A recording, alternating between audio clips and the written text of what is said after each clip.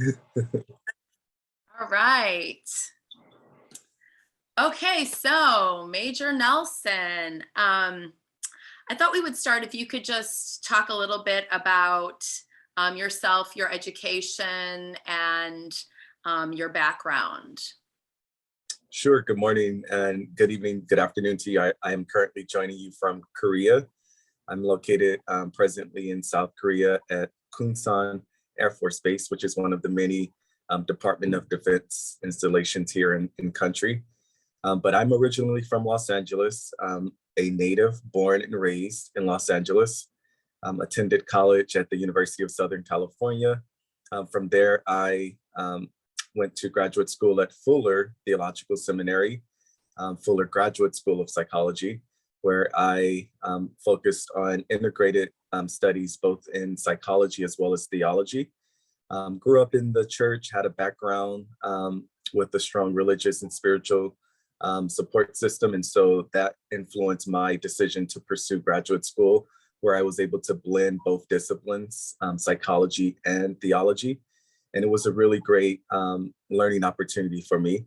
While in graduate school, I decided that I wanted to focus heavily on entering the field of psychology as a clinical practicing psychologist. And so that informed a lot of my clinical placement in terms of practicums and internships. I ended up going along the lines of pursuing working with severely mentally ill populations. I initially thought I would go into becoming a forensic psychologist full time. And towards the end of my graduate school program, discovered the military. And the military was something that was always in the background. Had a couple of classmates, a couple of friends who were a part of the military or had experienced it and got out. And so they thought that I would be a good fit as a potential officer, specifically a psychologist in the military. And so it was always in the background. They would tell me about it, and I really never took it seriously until the very end of graduate school when I started exploring options for postdoctoral studies or full-time employment.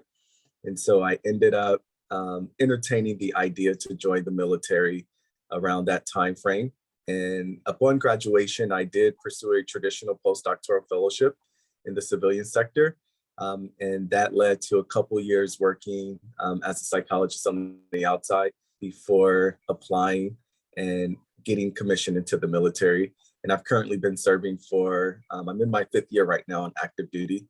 And I've been on 2 assignments as well as one deployment to Afghanistan and one garrison deployment, which was more of a humanitarian assignment at the very beginning of COVID in New York City. And so a short time in the military, but a wealth of experiences to date. And what was it that attracted you to being not just working with military population, but actually becoming a part of it? Great question.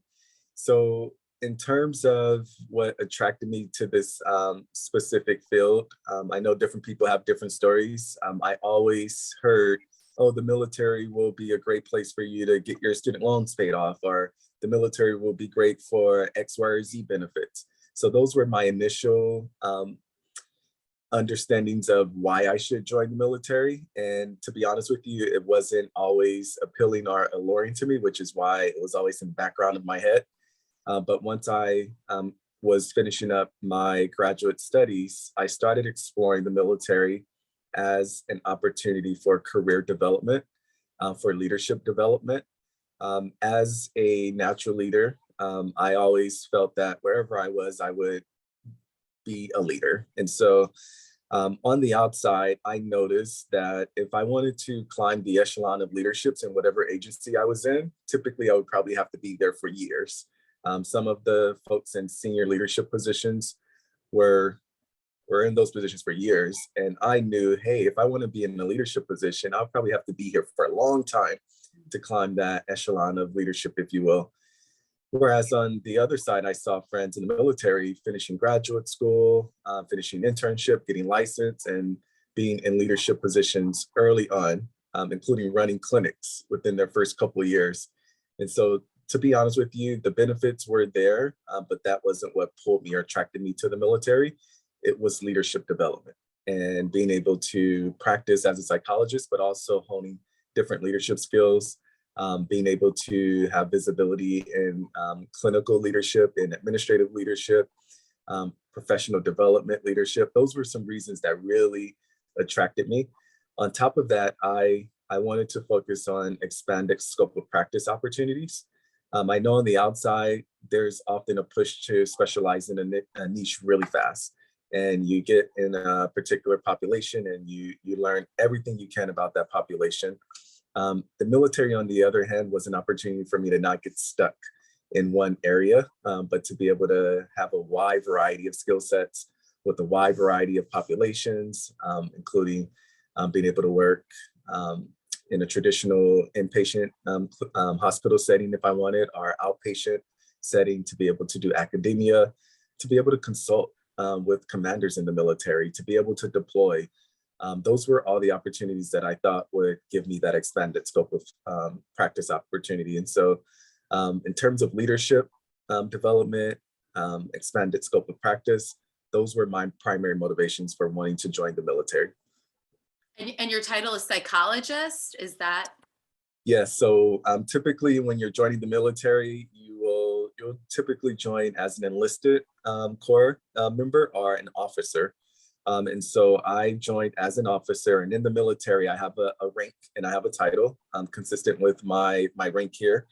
So my grade is 04, and in the Air Force, that is equivalent to the rank of a major. And so within the military, I am an officer first, and I'm a psychologist second. I see. And So my then day-to-day job includes working as a clinical psychologist within an outpatient behavioral health or mental health clinic. And so I typically, I'm the equivalent of a director of an outpatient mental health clinic in my current capacity here in the military at Kunsan Air Base. But in addition to my clinical roles, I serve officer leadership roles where I am basically consulting with command staff. I am leading a group of military personnel who I work alongside with, including subordinates who are enlisted, as well as subordinates who are also officers who I supervise. So there's a lot of opportunities to practice clinically, as well as to work from an administrative and lead from an administrative standpoint. it sounds very complicated and busy. It's very, very busy. Very Long busy. days. Wait, so then do you have a brigade? Or you oversee, like, how many people are under your, like, Yes. leadership? So in terms of military, the Department of Defense, our armed forces has different branches. And so those branches, most familiar branches people are aware of include the Army, the Air Force, the Navy, the Marines. Additional ones will be the Coast Guard. One of the sections in my classes that I taught include looking at those non-armed or non-combative branches, including things like the health service professions. And so within each of the branches of the military, you have different organizational structures. And I heard you use the word brigade. And so the brigade is a different organizational structure for the Army. Within the Air Force, we have similar organizational structures, but they're called different names. And so in the Air Force, we don't use the word brigade. We'll use something along the lines of like wing or our flight, our squadron, our group, kind of consistent with terminology that you would consider or use with aircraft or airfare, if you will. And so unlike Army, we don't use divisional or organizational structures like brigade or battalion. We'll use things like wing or group. And so I'm kind of, I would say lower to intermediate middle management, if you will, in the Air Force. And there are different levels of organizational structure starting at the flight level, from flight to squadron, squadron to group, and then group to wing. And so, excuse me, within that organizational structure, I'm at like your low level, one of the lowest levels in that paradigm, if you will. And the longer I stay in the military, the higher I have the opportunity to go up further. But right now, I'm at the flight level, and so I'm a flight commander. And within my flight, I have a total of 10 individuals within my flight. So there are 9 subordinates who I supervise. Those include enlisted as well as officer personnel in this current setting that I'm located right now. If I were to go somewhere else and take a different position or a different command, I may have a different set of people under me or a different number of people under me. But currently I supervise 10 people, if you will. So I command a flight of 10. And 10 psychologists?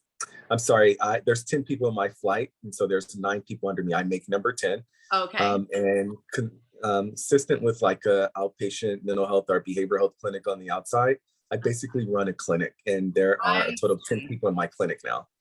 And so I have staff of 3 other providers, including 2 licensed clinical social workers, 1 psychiatric nurse practitioner who is our only prescriber. And then I also work with enlisted, which are our mental health technicians. And so I have 5 mental health technicians and 1 support staff who typically is coordinating a lot of our administrative items, our appointments. But generally think of an outpatient mental health or behavioral health clinic.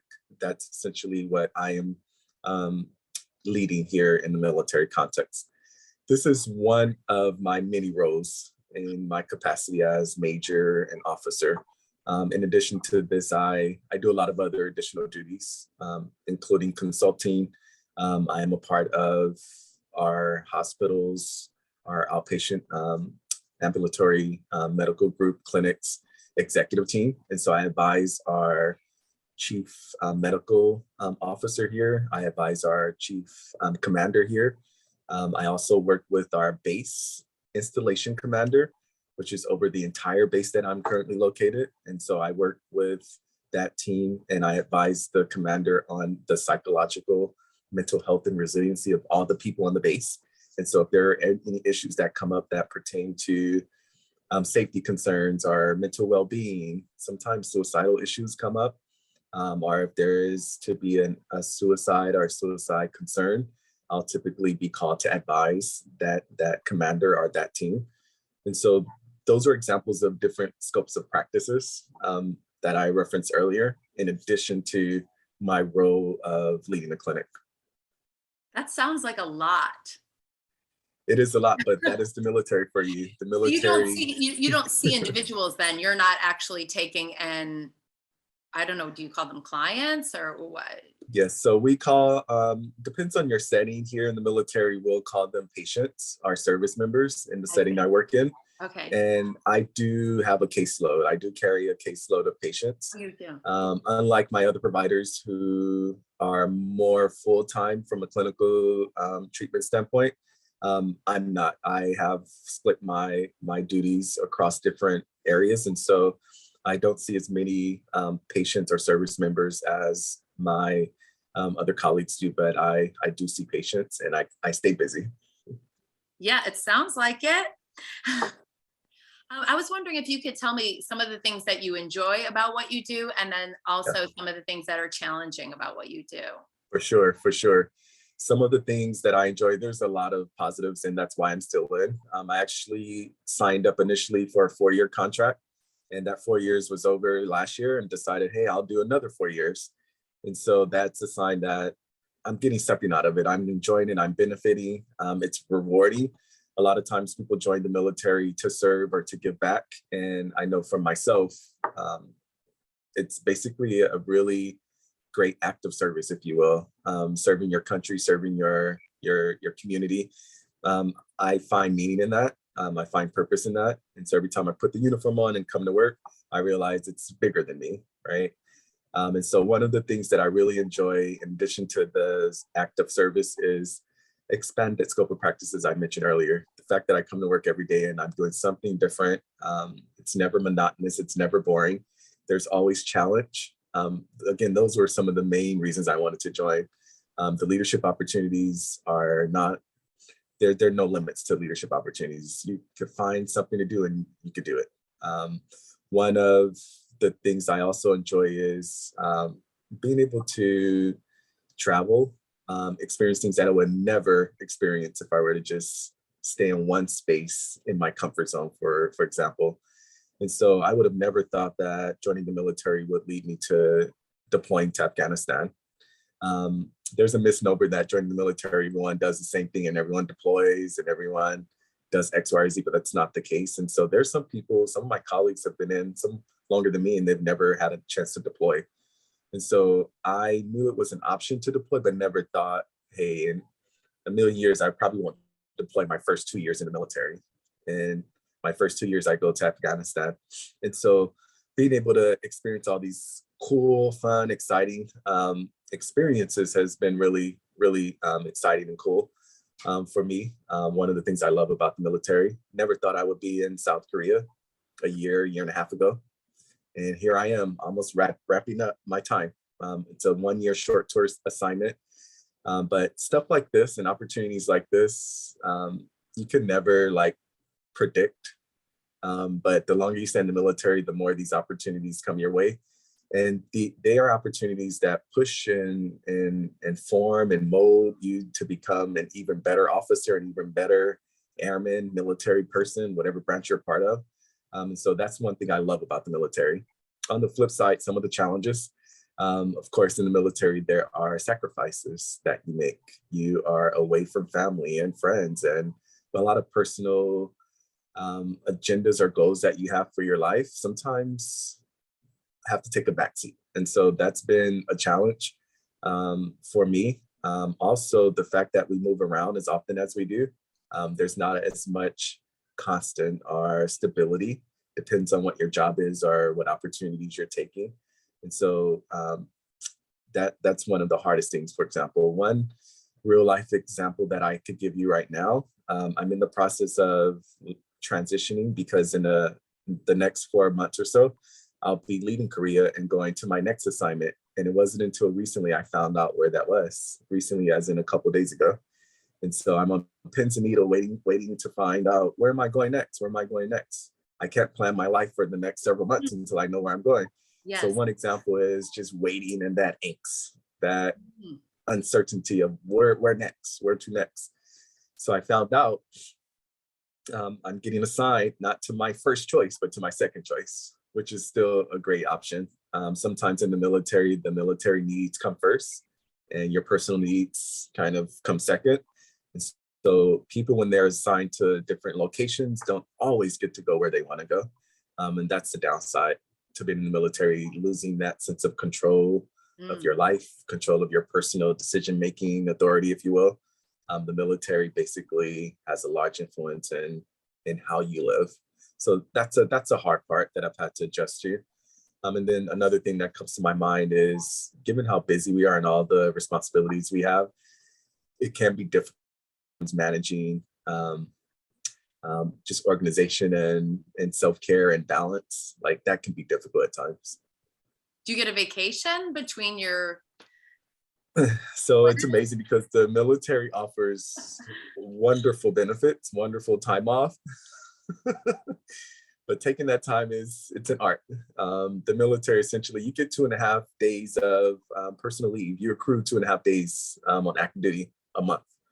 And so you can bank up a lot of time. On top of that, you get all of your federal holidays, you get a lot of national holidays, federal holidays off, plus your personal time. And then there's unlimited sick leave. If you're sick, there's no cap on how long you could take off. And so there's a lot of time to be had, but you have to be intentional and proactive with how you schedule it, how you plan it. And so I try to make a point to go on a vacation, not when I'm in Korea, but like if I'm at a normal assignment stateside, I have time where I could go on leave on a regular basis. And some people are more creative than others. But there's a lot of time off in terms of holidays and personal leave. It's how much do you take advantage of it? And it varies from person to person. I see. Wow. It's a lot. Okay, so let's talk a little bit about military culture and things that you think might be important to know as far as people who are considering, graduate students that are considering working with veterans or people in the military. What's some of the key points and things to know? Yeah, well, that's a big question. One of the first things come to my mind is the military is a culture in and of itself.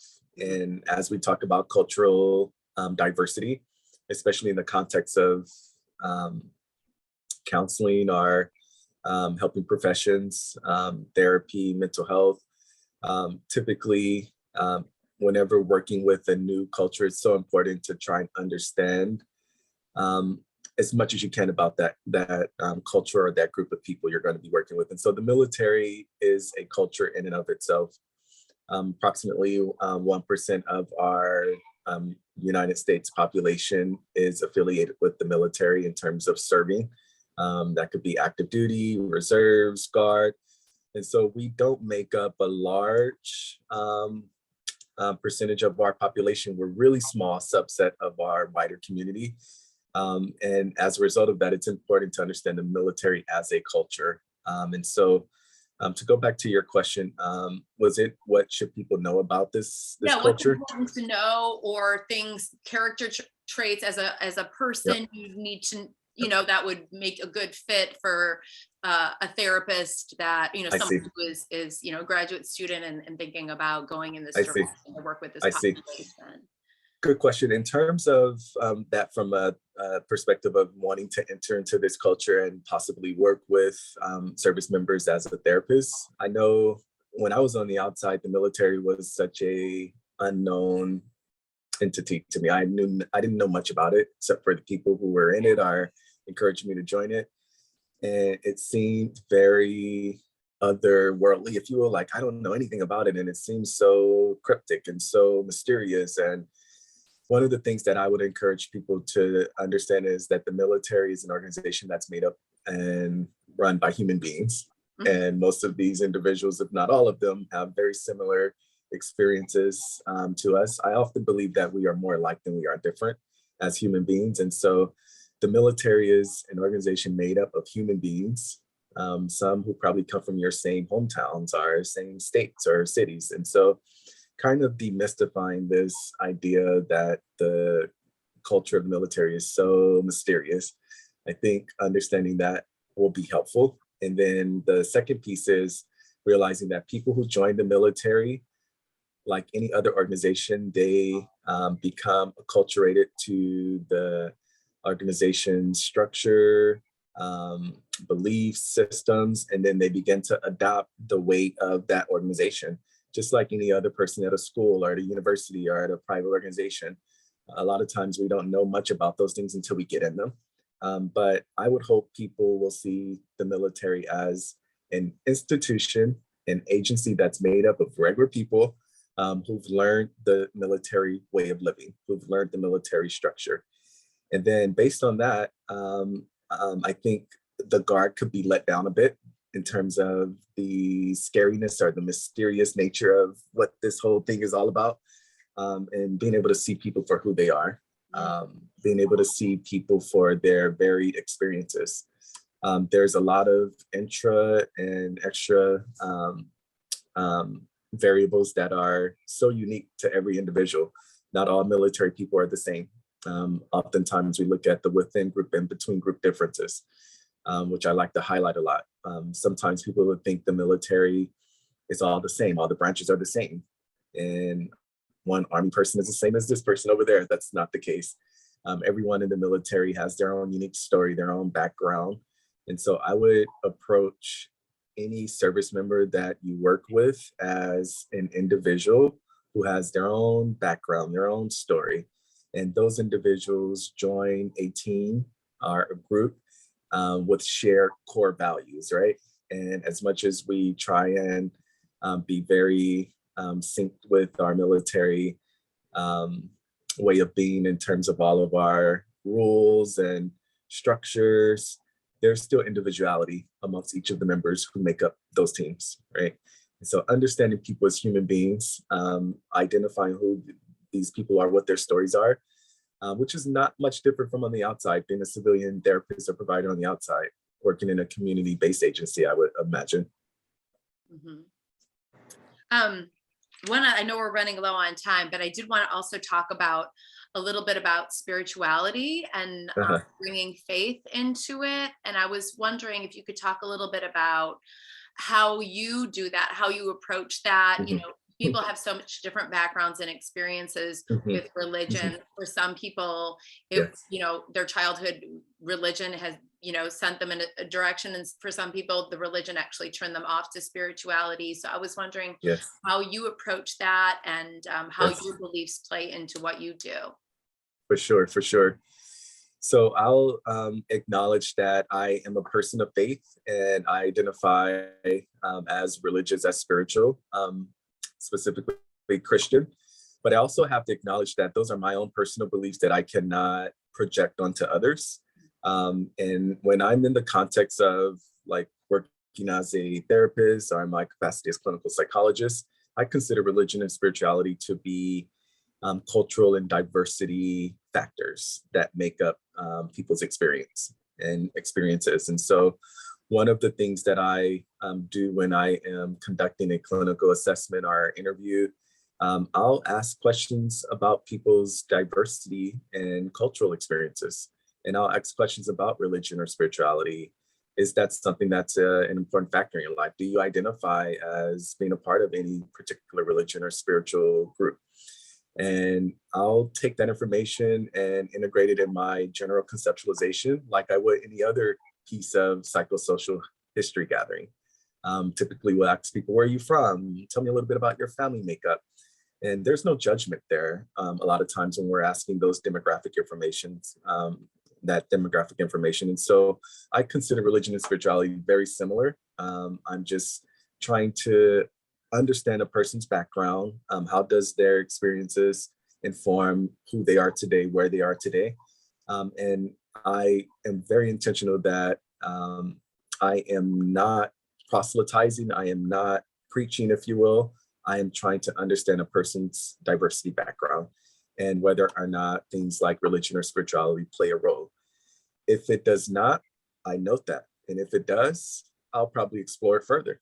And I You often will open to take, that? Yeah. Are they yeah, open, like you said, you yep, explore it yep. further? So I'll explore further. Sometimes I may disclose that, hey, I have the background in this, or I train like this. And if especially if it is something you want to just kind of talk about and process, know that I'm comfortable doing that.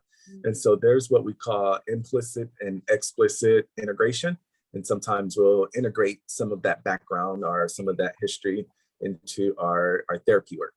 For example, there are cases where, and this doesn't happen often, but there are cases where people will literally want to introduce religious or spiritual texts into therapy, or they'll ask to pray.